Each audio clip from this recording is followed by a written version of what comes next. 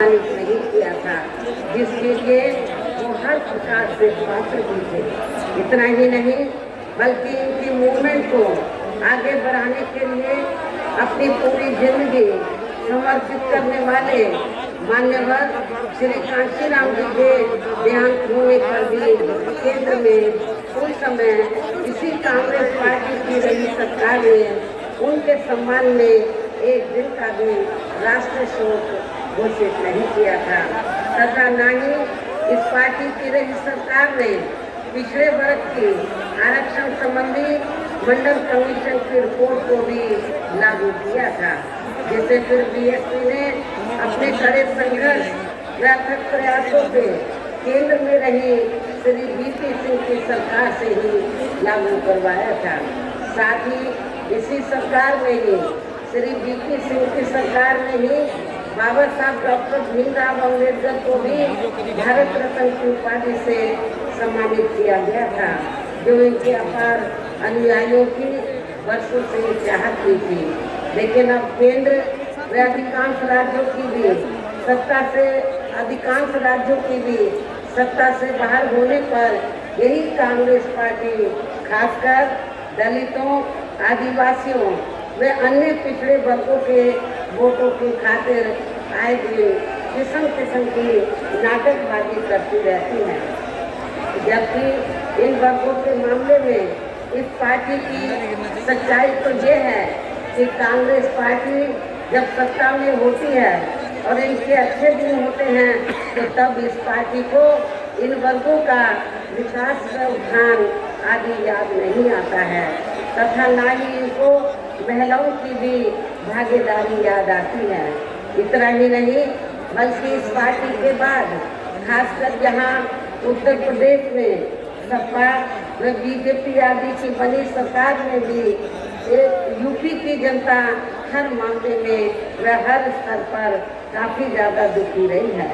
सपा की सरकार में तो अधिकांश यहाँ गुंडों, बदमाशों, माफियाओं वे अराजक तत्वों एवं सरेआम लूट खसोट करने वालों का ही राज रहा है, जिसकी खास वजह से ही इस सरकार में आए दिन यहाँ जाति व धर्म के नाम पर तनाव व दंगे आदि होते ही रही है। प्रदेश में विकास के कार्य भी ज्यादातर यहाँ एक विशेष क्षेत्र व एक समुदाय के लोगों तक ही सीमित होकर रह गए।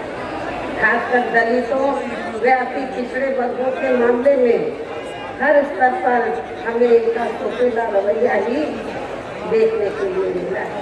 जब समाजवादी पार्टी पावर में थी तो खासकर दलितों व अति पिछड़े वर्गों के मामले में हर स्तर पर हमें इनका सोचेला रवैया ही देखने के लिए मिला है। इसके साथ ही इनके संतों, गुरुओं व महापुरुषों आदि को सम्मान देना तो सपा सरकार में इनके संतों, गुरुओं व महापुरुषों आदि को सम्मान देना तो बहुत दूर की बात रही, बल्कि इनका अधिकांश अनादर ही किया गया है,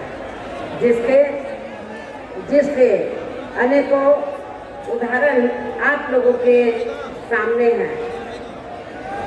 जैसे मैं आप लोगों को ये बताना चाहती हूँ कि जब यूपी में समाजवादी पार्टी की सरकार थी तो सपा सरकार जो अपने आज जो चुनाव के समय में अभी तो उनकी सरकार नहीं है, लेकिन आज समाजवादी पार्टी ये जो जगह जगह ये कहती है कि सब समाज के हितों की पार्टी है और वीकर सेक्शन के लिए बहुत काम किया है, मैं समझती हूँ कि इसमें रत्ती भर की सच्चाई नहीं। समाजवादी पार्टी की सरकार में वीकर सेक्शन की उपेक्षा हुई हर मामले में वे हर स्तर पर, और इनके संतों, गुरुओं और महापुरुषों का भी अनादर हुआ है। जैसे आप लोगों को मैं ये बताना चाहती हूँ कि जब समाजवादी पार्टी सत्ता में थी तो सपा सरकार में SC ST का सरकारी ठेकों में आरक्षण खत्म कर दिया गया। जब BSP पावर में थी, इंडिया में पहली BSP की सरकार थी जिस सरकार ने तो SC ST का सरकारी ठेकों में आरक्षण की व्यवस्था की थी। लेकिन जैसे ही समाजवादी पार्टी पावर में आई तो समाजवादी पार्टी की सरकार ने SC/ST का सरकारी टीकों में आरक्षण खत्म कर दिया। पदोन्नति में आप लोगों को मालूम है कि जब पदोन्नति में आरक्षण का बिल पार्लियामेंट में आया तो समाजवादी पार्टी के सांसदों ने इस बिल को फाड़ दिया था और इस बिल को पास नहीं होने दिया। SC/ST के छात्रों का विदेश जाकर पढ़ाई करने की योजना को समाजवादी पार्टी की सरकार ने खत्म किया। पंचशील नगर का नाम बदलकर हापुड़ कर दिया गया। ये भी मैं बताना चाहती हूँ हापुड़ जिले के लोगों को, पंचशील नगर का नाम बदलकर हापुड़ कर दिया गया। संत रविदास नगर का नाम बदलकर भदोई कर दिया गया सपा सरकार ने। भीम नगर का नाम बदलकर संबल कर दिया। छत्रपति शाहू जी महाराज मेडिकल कॉलेज का नाम बदलकर किंग जॉर्ज मेडिकल कॉलेज कर दिया। मान्यवर श्री कांशीराम जी कृषि विश्वविद्यालय बागा का नाम बदल दिया गया। मान्य कोर्ट के निर्णय की आड़ में अनुसूचित जाति जनजाति के कर्मचारियों का गलत तरीके से डिमोशन किया गया।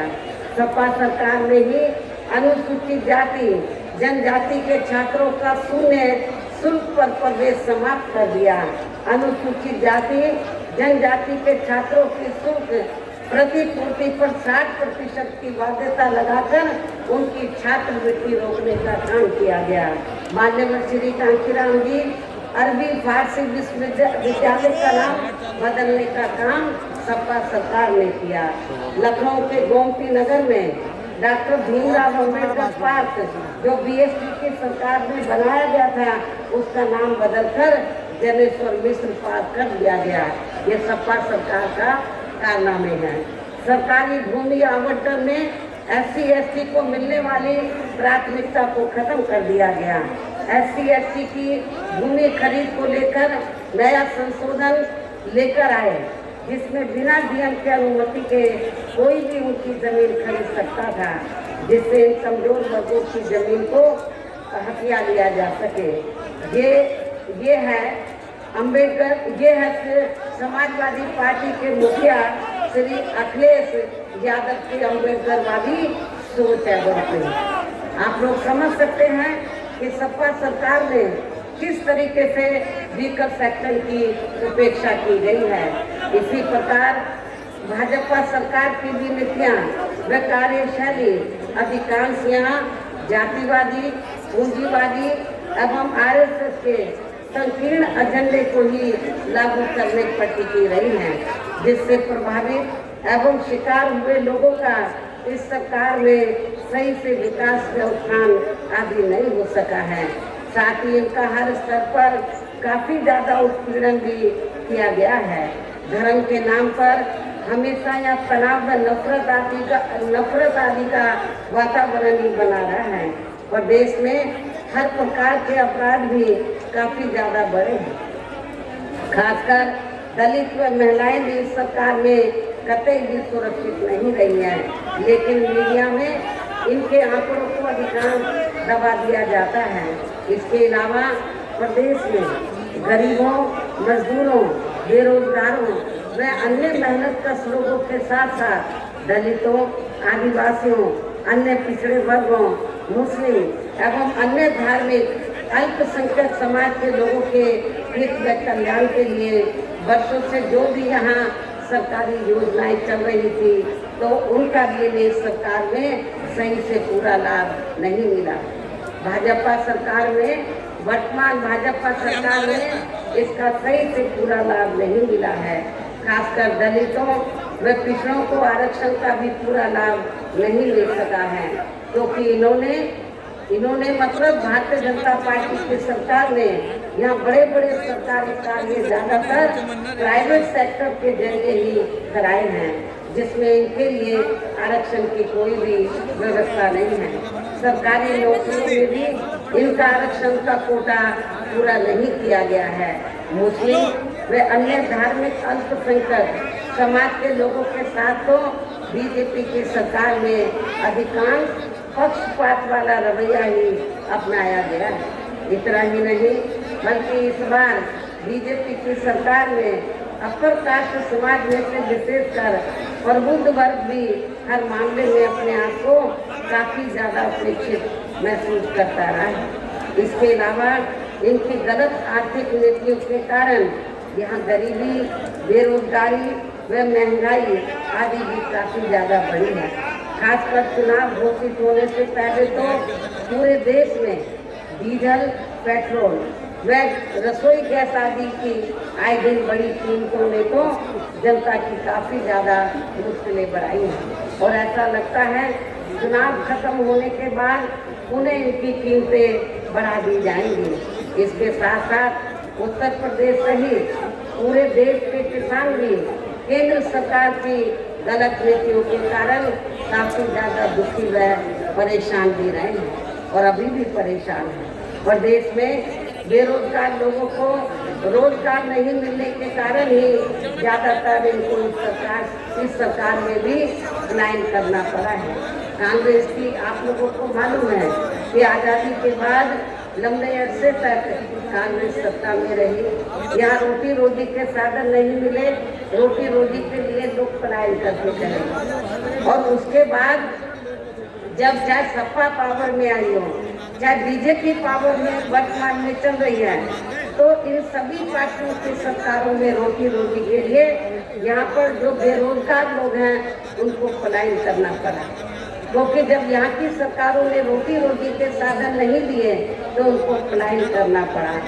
यूपी में बहुजन समाज पार्टी की ही अकेली एक ऐसी सरकार थी कि इस सरकार में ना तो लोग पलायन करके गए बेरोजगार लोग, बल्कि जो दूसरे राज्यों में रोटी रोजी के लिए चले गए थे वो भी वहाँ से पलायन करके अपने नेटिव स्टेट में, अपने खुद के प्रदेश में इधर वो आ गए थे। इस प्रकार से इन सभी विरोधी पार्टियों की रही सरकारों में शुरू से ही यहाँ यूपी की जनता काफी ज्यादा दुखी व परेशान रही है। विशेषकर कोरोना महामारी के दौरान तो इन सभी की हालत और भी ज्यादा खराब हो गई है। ऐसे में इन सभी विरोधी पार्टियों की रही सरकारों से निजात पाने के लिए अभी चुनाव में यहाँ प्रदेश की जनता को अपनी एकमात्र हितैषी पार्टी बहुजन समाज पार्टी की ही सरकार बनाना बहुत जरूरी है, जिसमें अपने चारों ओर शासनकाल के दौरान बिना पक्षपात व भेदभाव आदि के यहाँ कमजोर एवं उपेक्षित वर्गों के लोगों के साथ साथ सब समाज में से गरीबों, मजदूरों, बेरोजगारों, किसानों, व्यापारियों, कर्मचारियों, वकीलों एवं अन्य मेहनत कर लोगों के साथ ही युवाओं, छात्रों, महिलाओं व बुजुर्गों आदि के भी विकास एवं उत्थान के लिए अनेकों ऐतिहासिक व महत्वपूर्ण कार्य किए हैं। वो कार्य फिर से जब हमारी सरकार बन जाएगी तो वो कार्य फिर से यहाँ शुरू किए जाएंगे। इसके अलावा बीएसपी की रही सरकार ने दलित एवं अन्य पिछड़े वर्गों में जन्मे अपने महान संतों, गुरुओं व महापुरुषों आदि को भी विभिन्न रूपों में पूरा आदर सम्मान दिया गया है। जब बीएसपी यहाँ पावर में रही, जिनकी यहाँ सभी विरोधी पार्टियों की रही सरकारों में काफी ज्यादा उपेक्षा की गई है, लेकिन इनके सम्मान में जब बीएसपी पावर में आ जाएगी, उन्हें पावर में आ जाएगी तो फिर इनके सम्मान में आगे भी कोई कमी नहीं आने दी जाएगी। इसके साथ साथ बीएसपी की सरकार में पूर्व की तरह ही यहाँ सभी वर्गों, धर्मों व विभिन्न क्षेत्रों में लगे लोगों के हितों में भी फिर से ऐतिहासिक कार्य किए जाएंगे। प्रदेश में विशेषकर गरीबी व बेरोजगारी आदि को दूर करने के लिए जरूरी कदम उठाए जाएंगे और ये हमारी सरकार का इस बार भी फिर से मुख्य एजेंडा होगा। पश्चिमी यूपी के लोगों को मालूम है कि जब मेरी सरकार हुई और पुलिस में भर्ती हुई और विभिन्न विभागों में भर्ती हुई तो बड़े पैमाने पर पूरे उत्तर प्रदेश में जो नवयुवक लोग थे बेरोजगार उनको रोटी के साधन मिले। आज के पश्चिमी यूपी में पुलिस विभाग में हमारे जाट समाज के लोगों को मालूम है कि बिना किसी रिश्वत के उनकी बड़े पैमाने पर जाएगा।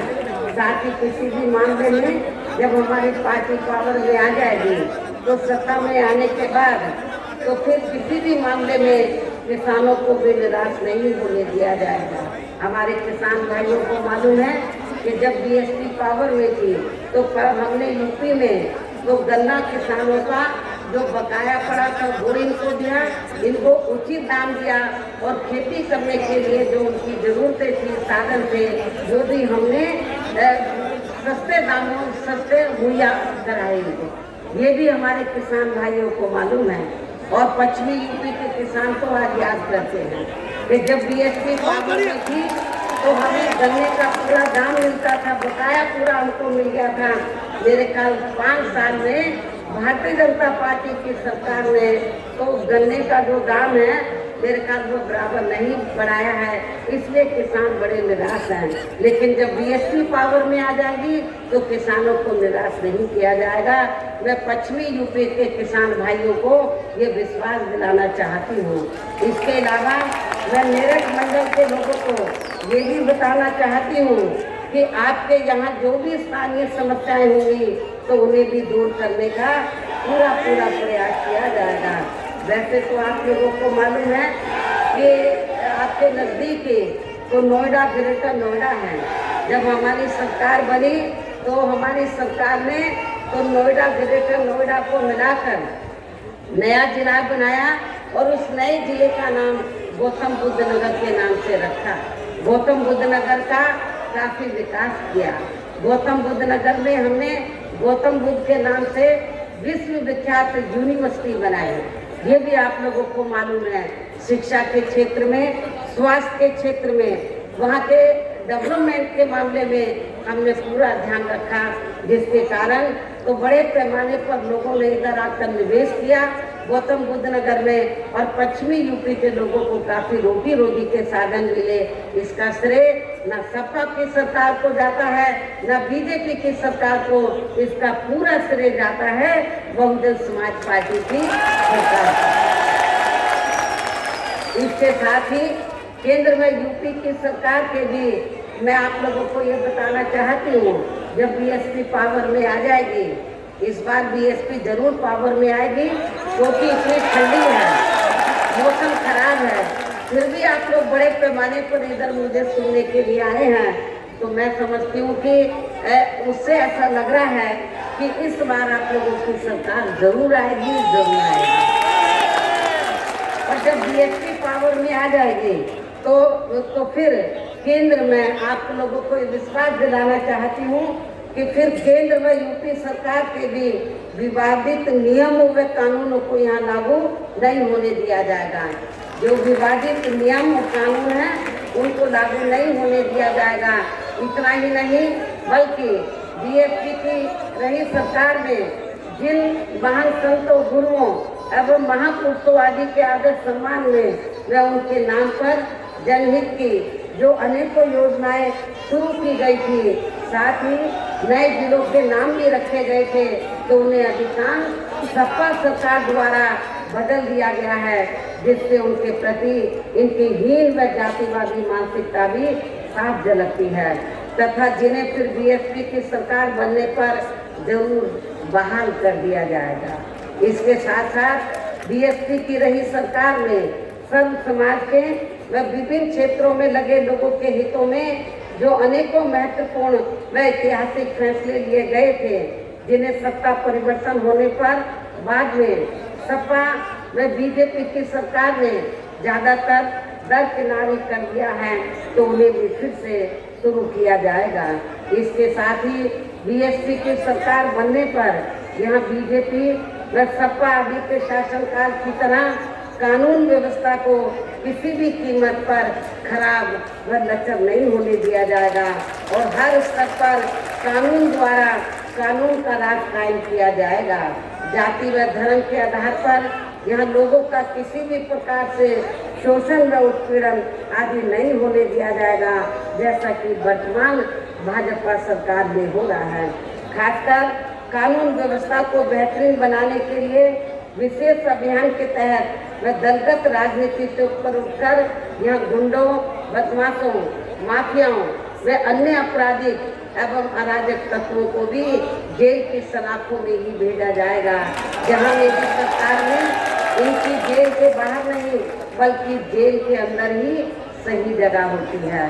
इतना ही नहीं बल्कि वर्तमान भाजपा सरकार ने जाति, धर्म व राजनीतिक द्वेष की भावना के तहत जिन लोगों को खासकर धरना प्रदर्शन आदि के नाम पर जबरदस्ती गलत धाराओं में फंसा के उन पर अनेकों केस चलाए हुए हैं, तो उन मामलों की भी सही से जांच करा के उनके केस भी खत्म कर दिए जाएंगे।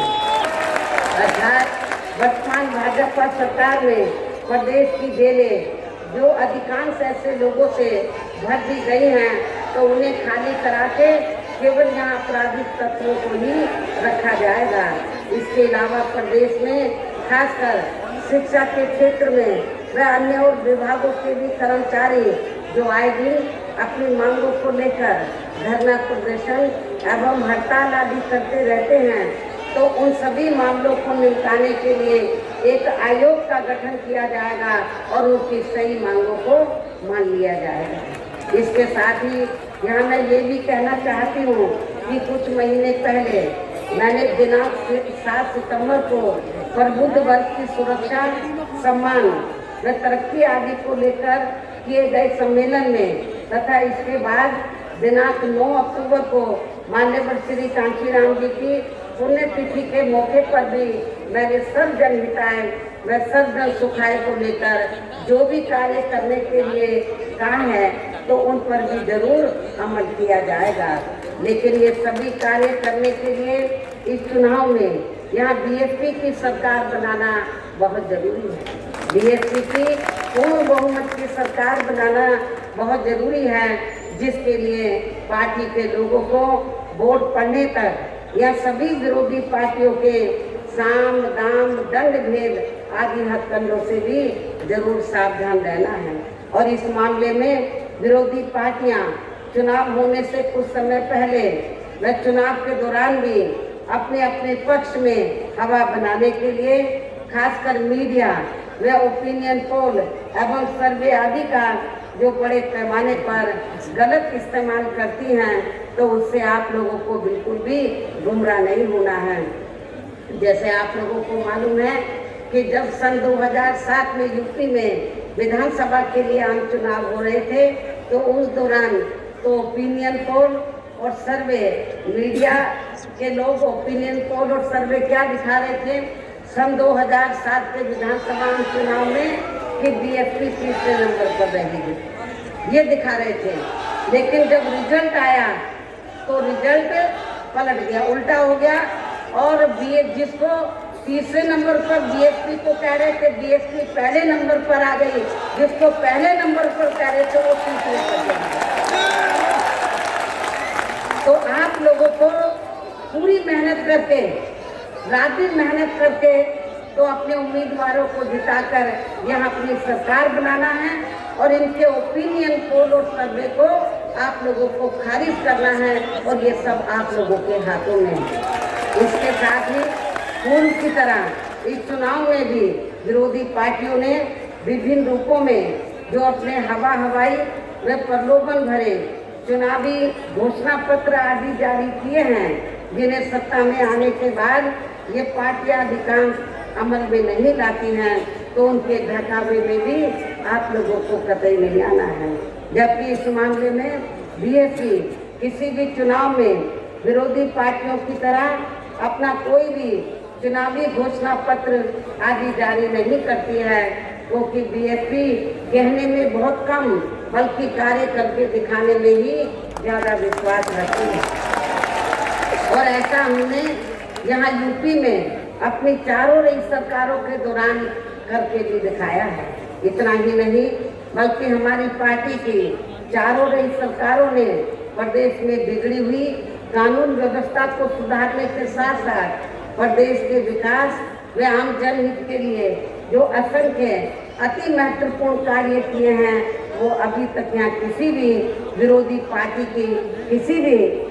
पार्टी की सरकार ने नहीं किए हैं, बल्कि ज़्यादातर उन्हीं ही कार्यों के नाम उन्हीं ही कार्यों के नाम व स्वरूप आदि बदलकर अब विरोधी पार्टियों की सरकारें उन्हीं को ही भुनाने में लग रही हैं। और इस मामले में आप लोगों को ये मालूम है कि बीएसपी की रही सरकार गौतम बुद्ध नगर के बीएसपी की रही सरकार में गौतम बुद्ध नगर के जेवर क्षेत्र में ताज इंटरनेशनल एयरपोर्ट व एविएशन हब एवं नोएडा से बलिया तक 8 लेन की गंगा एक्सप्रेसवे 8 लेन की गंगा एक्सप्रेसवे आदि परियोजनाओं के द्वारा यूपी में रोजगार व विकास को नया आयाम दे रही थी जब बीएसपी की सरकार थी, आप लोगों को मालूम है। लेकिन इनकी पूरी तैयारी के बावजूद भी उस समय की हमारी पूरी तैयारी हो गई थी, जेवर एयरपोर्ट बनाने का भी, एविएशन हब का भी, और ये बलिया तक 8 लेन की जो गंगा एक्सप्रेस वे वो भी, सब पूरी तैयारी हो गई थी, पूरा प्रारूप तैयार हो गया था। लेकिन इनकी पूरी तैयारी के बावजूद भी उस समय केंद्र में कांग्रेस पार्टी पावर में थी, हमने उधर फाइल भेजी, लेकिन कांग्रेस ने उसमें अड़ंगा लगाकर तो इन कामों को नहीं होने दिया। हमारा सहयोग करने की बजाय असहयोग का कार्य किया। पहले सपा व अब भाजपा सरकार का कार्यकाल गुजरने के बाद हमारी पार्टी जब सत्ता से बाहर हो गई, उसके बाद सपा पावर में आई, बीजेपी पावर में आई। पहले सपा और व अब भाजपा सरकार का कार्यकाल गुजरने के लगभग 1 दशक बाद इन महत्वाकांक्षी योजनाओं का शिलान्यास हुआ है, केवल शिलान्यास हुआ है, जबकि विकास के ऐसे कामों को समय से शुरू होकर अब तक पूरा भी हो जाना चाहिए था। किंतु अब चुनाव के समय इनकी नींव रखे जाने पर सरकार की नीयत व नीति पर शक उठाना स्वाभाविक है। ये केवल इनके चुनावी हथकंडे हैं, इसके सिवाय कुछ भी नहीं है। केवल ये शिलान्यास करते हैं, घोषणाएं करते हैं और काम को जमीनी तौर पर अमली जामा नहीं पहनाते हैं। और ये जो मैंने कुछ कामों का जिक्र किया, जो बड़े बड़े काम थे और इससे बड़े पैमाने पर पश्चिमी यूपी के लोगों को रोटी रोजी के साधन मिल जाते। ये जो यदि उस समय सेंट्रल में कांग्रेस की सरकार इन कार्यों में रोड़े नहीं लगाती तो मेरे ख्याल ये सारे काम शुरू हो जाते और पश्चिमी यूपी के लोगों को बड़े पैमाने पर यहाँ रोटी रोजी के साधन मिलते। लेकिन कांग्रेस ने ऐसा नहीं किया और बाद में सपा और भारतीय जनता पार्टी की सरकार भी केवल वो फाइलें घुमाती रही।